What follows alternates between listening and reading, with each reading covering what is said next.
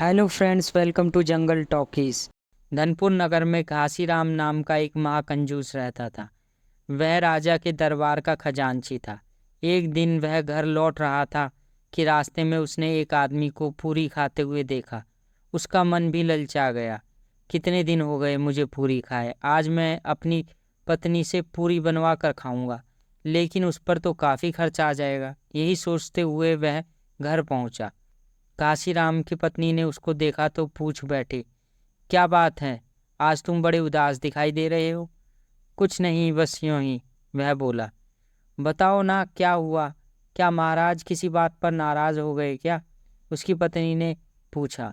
घासीराम कुछ नहीं बोला। ओहो, कुछ तो बताओ, आखिर बात क्या हुई है?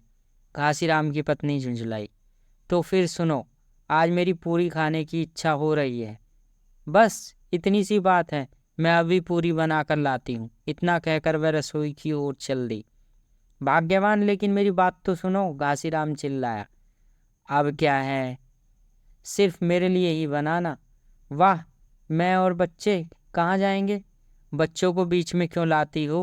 रही तुम तो तुम्हारी इच्छा ही नहीं थी, इसलिए सिर्फ मेरे लिए ही बनाना। ठीक है, एक लंबी सांस छोड़ते हुए घासीराम की पत्नी रसोई घर की तरफ पलटी। ठहरो, घासीराम ने टोका। अब क्या हुआ? सुनो, अगर तुम रसोई घर में पूरी बनाओगी तो उसकी सुगंध पड़ोसियों के घर में जाएगी और फिर उन्हें भी पूरी देनी पड़ेगी। इसलिए मैंने एक तरकीब सोची है। ज़रूरत की सारी चीज़ें छत पर ले चलते हैं, तुम वहीं पूरी बनाना। कुछ देर बाद घासीराम और उसकी पत्नी ज़रूरत का सारा सामान लेकर छत पर आ गए। देखो, यहाँ कोई भी नहीं देखा, घासीराम प्रसन्न स्वर में बोला। तुम पूरी बनाना शुरू कर दो। थोड़ी देर बाद घासीराम ने अपनी पत्नी से पूछा, बन गई पूरी? बन तो गई, लेकिन ठंडी हो जाने दो। तभी एक भिक्षुक वहां आ गया। उसने भी एक पूरी मांगी। घासीराम उठा और उसे भगाने लगा, मगर वह छत के दूसरे हिस्से पर पहुंच गया। इस तरह काफी देर तक भागम भाग होती रही। वह भिक्षु उसे छकाता रहा। अंत में घासीराम थक हार कर बैठ गया। उसने अपनी पत्नी से कहा, इसके लिए एक छोटी सी पूरी बना दो और इसे यहाँ से चलता करो। लेकिन वह जैसे ही छोटी पूरी बनाती, वह बड़ी हो जाती। घासीराम से रहा नहीं गया। उसने एक छोटी पूरी उठाने की कोशिश की, मगर सारी पूरी आपस में चिपक गई। ऐसा करो, तुम एक तरफ से खींचो और मैं दूसरी तरफ से, घासीराम ने अपनी पत्नी से कहा। इस खींचातानी में घासीराम एक ओर जा गिरा। घासीराम ने सोचा, यह जरूर कोई पहुंचा हुआ भिक्षु है। फिर उसने मन ही मन फैसला करके सारी पूरी उस भिक्षुक की ओर बढ़ा दी। लो महाराज, जितना चाहे खा लो। मुझे यह पूरी अपने लिए नहीं, बल्कि अपने गुरु जी के लिए चाहिए और उनके शिष्यों के लिए चाहिए। वे मेरी प्रतीक्षा कर रहे हैं, भिक्षु बोला। गुरु जी, मुझे क्षमा करें। वह भिक्षु के चरणों में गिर पड़ा। मुझे पता नहीं था। मैं उनके दर्शन करना चाहता हूँ। मुझे भी अपने साथ ले चलो। उनके दर्शन करने से मैं धन्य हो जाऊंगा। मुझे वहां अवश्य ले चलो, घासीराम ने उनसे प्रार्थना की। फिर क्या था, भिक्षु ने हाथ ऊपर किया तो वहां सीढ़ियां प्रकट हो गई।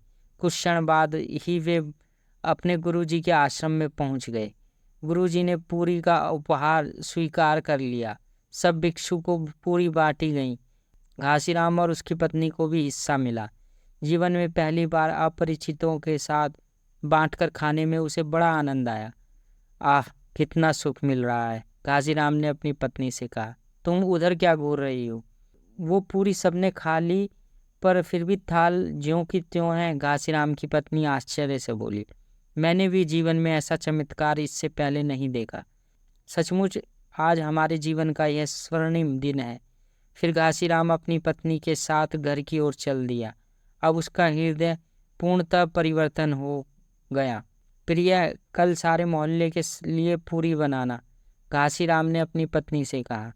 इस कहानी से हमें यही शिक्षा मिलती है कि पेट तो जानवर भी भरता है, लेकिन मनुष्य और जानवर में इतना अंतर है कि मनुष्य सामाजिक प्राणी है।